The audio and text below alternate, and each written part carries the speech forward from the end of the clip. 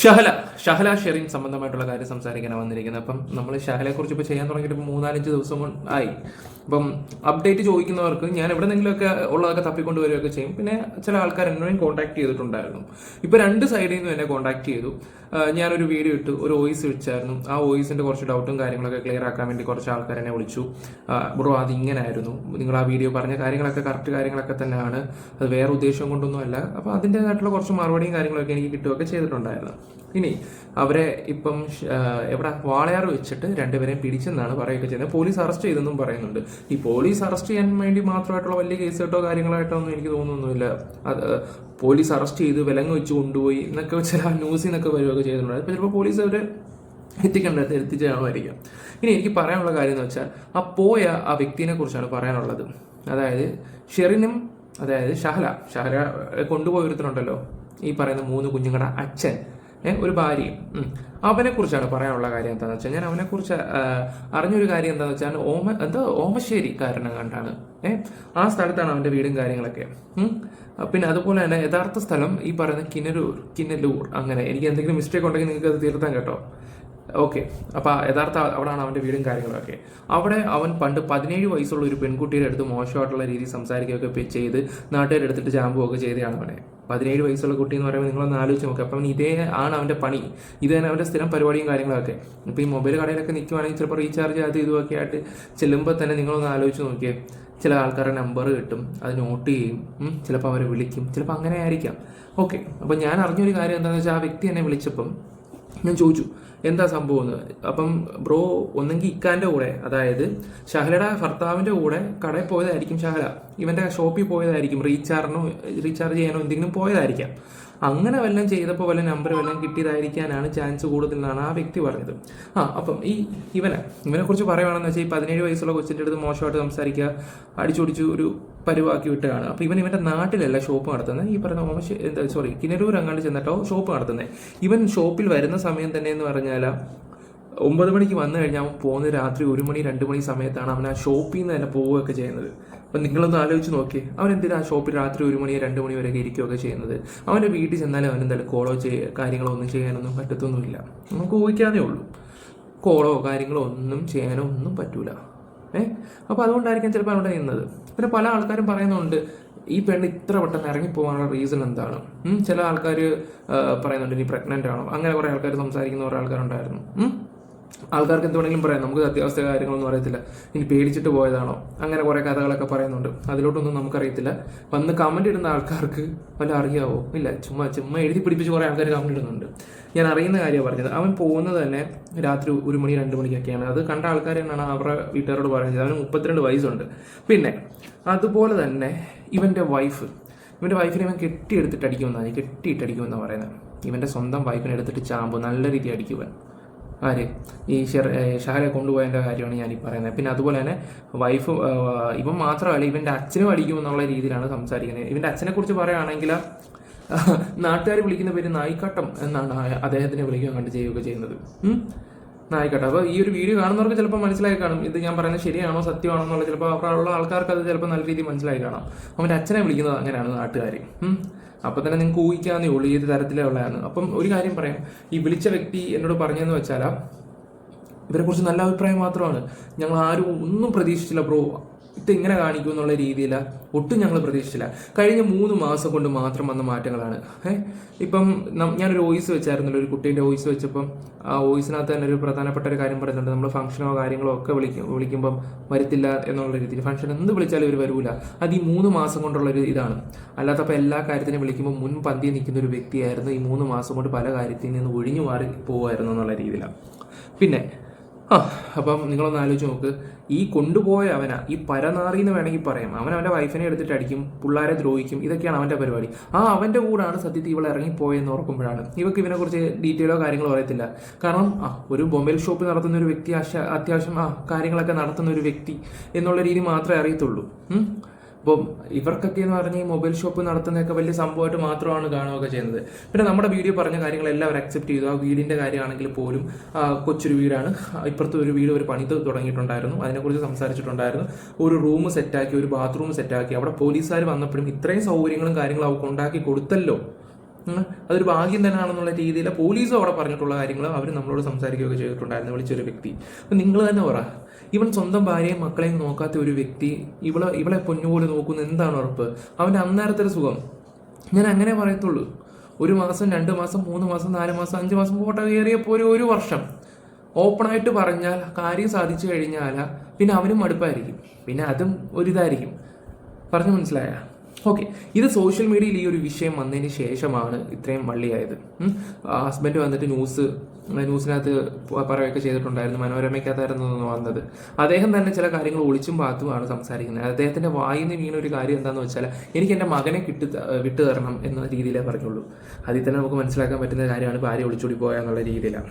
Okay, പിന്നെ ഒരു കാര്യം കൂടെ ഞാൻ നോട്ട് ചെയ്ത് വെച്ചിട്ടുണ്ടായിരുന്നു. ഈ പറയുന്ന ഷഹലയ്ക്ക് ഈ ഹസ്ബൻഡ് കൂലി വേലയ്ക്ക് പോകുന്ന സമയത്താണെങ്കിൽ പോലും, അത് ഞാൻ അറിഞ്ഞൊരു കാര്യമാണ്, കൂലി വേലയ്ക്ക് പോയ സമയത്താണെങ്കിൽ 2000-3000 രൂപയുടെ ചെരുപ്പാണ് ഓൻ മേടിച്ചു കൊടുത്തുകൊണ്ടിരുന്നത്.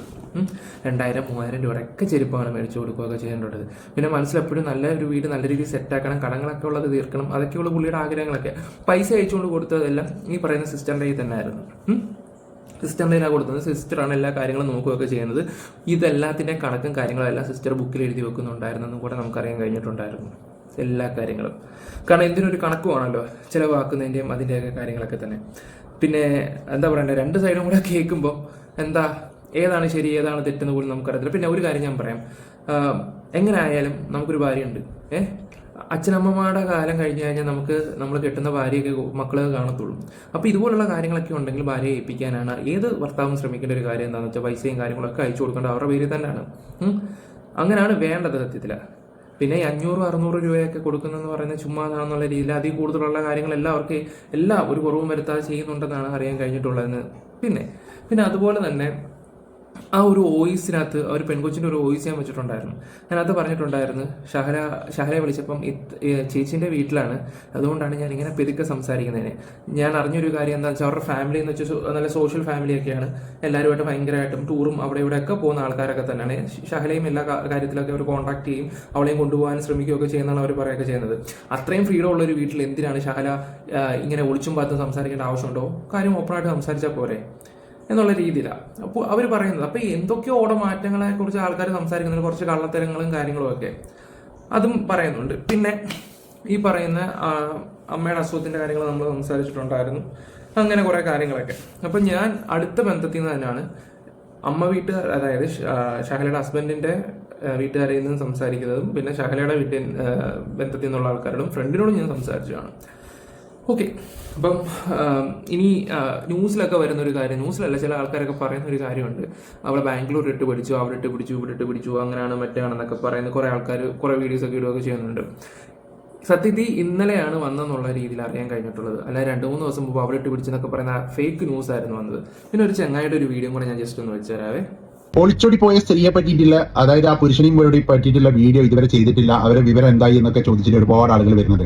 തെറി വിളിക്കുന്ന ആൾ അവരുടെ തെറിയായിട്ട് ഇങ്ങനെ മുന്നോട്ട് പോകുന്നുണ്ട്. പക്ഷെ അതിനെ പറ്റിയിട്ട് അപ്ഡേഷൻ അറിയാൻ വേണ്ടിയിട്ട് ഒരുപാട് ആളുകൾ എന്നെ വിളിക്കുന്നുണ്ട്. അപ്ഡേഷൻ എന്ന് പറഞ്ഞാൽ ഒരുപാട് ഫേക്ക് ന്യൂസുകൾ കുറേ ദിവസങ്ങളായി അവരെ കണ്ടുകിട്ടി, അങ്ങനെയാണ് ഇങ്ങനെയാണെന്നൊക്കെ പറഞ്ഞിട്ട് വന്നിട്ടുണ്ടായിരുന്നു. അതൊന്നും സത്യാവസ്ഥയല്ല.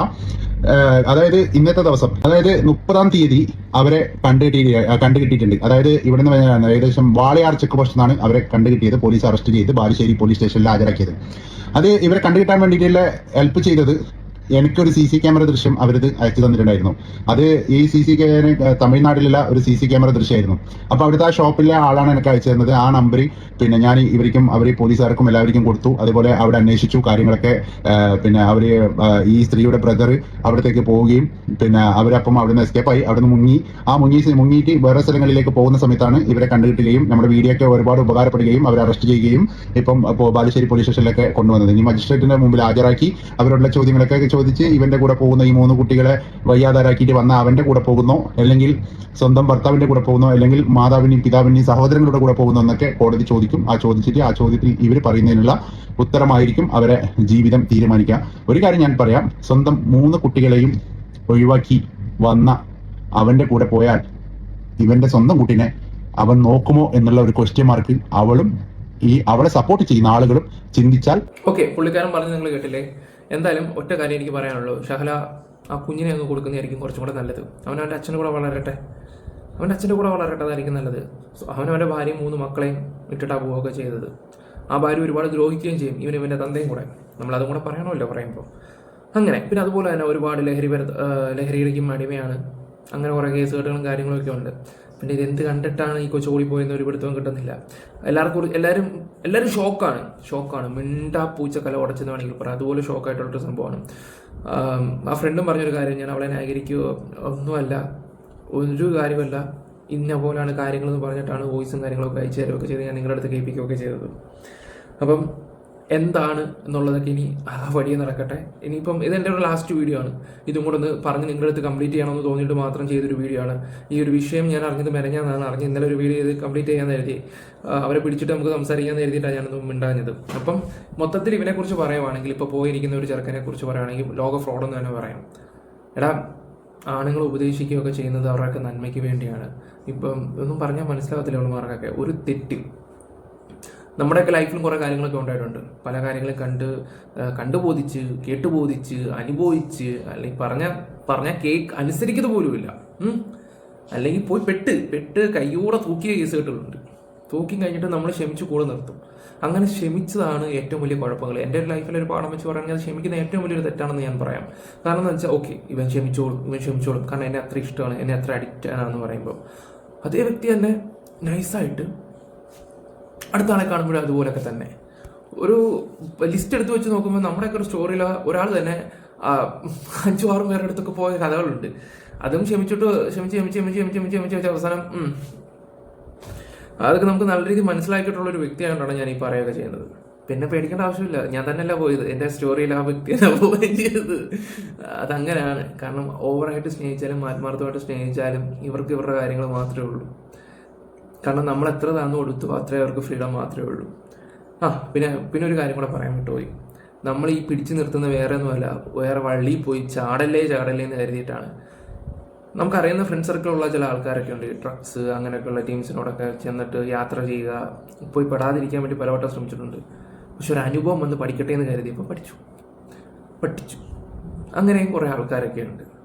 പിന്നെ ഇതൊക്കെ ഞാൻ നിങ്ങൾക്ക് ഒരു മെസ്സേജ് ആയിട്ട് മാത്രം തരുന്നതെന്ന് കരുതി. പിന്നെ ഒരു കാര്യം കൂടെ, കാണുന്ന ഉമ്മമാരോടും പെങ്ങന്മാരോടും ഒക്കെ എനിക്കൊരു കാര്യം പറയാനുണ്ട്. മെയിനായിട്ട് ഈ ഉമ്മമാരെ ഒന്നും വിചാരിക്കില്ലേ, അമ്മമാർ പെങ്ങന്മാരും എല്ലാവരോടും എനിക്കൊരു കാര്യം പറയേണ്ടത്, നിങ്ങളുടെ മക്കൾ എവിടെയാണ് ഹോസ്റ്റലിലാണെങ്കിൽ ഇന്നത്തെ ദിവസം ഇറങ്ങുവാണെങ്കിൽ നിങ്ങൾ മുമ്പത്തെ ദിവസം അവിടെ വിളിച്ച് ചോദിക്കണം. മോള് നാളെ ഇറങ്ങുന്ന സമയമൊക്കെ ഒന്ന് കറക്റ്റായിട്ടൊന്ന് ചോദിച്ചു വെക്കണം. ഓക്കെ, വീട്ടിൽ വന്നിട്ട് അമ്മേ ഞാൻ ഒരു 30-ാം തീയതി വീട്ടിലോട്ട് വരും കേട്ടോ എന്ന് പറയും.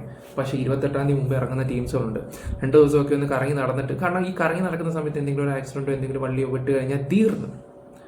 പറഞ്ഞാൽ മനസ്സിലായോ? അങ്ങനെ കറങ്ങാൻ പോകുന്ന ഒരുപാട് ആൾക്കാരുണ്ട്. അപ്പോൾ അതുപോലെ തന്നെ ലഹരിപ്പെട്ട് കിടക്കുന്ന കുറേ ആൾക്കാരുണ്ട്. അതുകൊണ്ടാണ് ഞാനിതൊക്കെ തുറന്നു പറയുന്നത്. പ്രത്യേകിച്ച് ഉമ്മമാർ, അച്ഛന്മാർ, ഇതൊക്കെ കാണുന്നവരോടാണ് ഞാൻ പറയുന്നത്, ഒന്ന് ശ്രദ്ധിച്ചാൽ നല്ലത് മാത്രം. പിന്നെ ഗൈസ്, അപ്പോൾ വീഡിയോസ് ഇഷ്ടപ്പെട്ട ലൈക്ക്, ഷെയർ, സപ്പോർട്ട് ചെയ്യുക. Bye, love you all guys.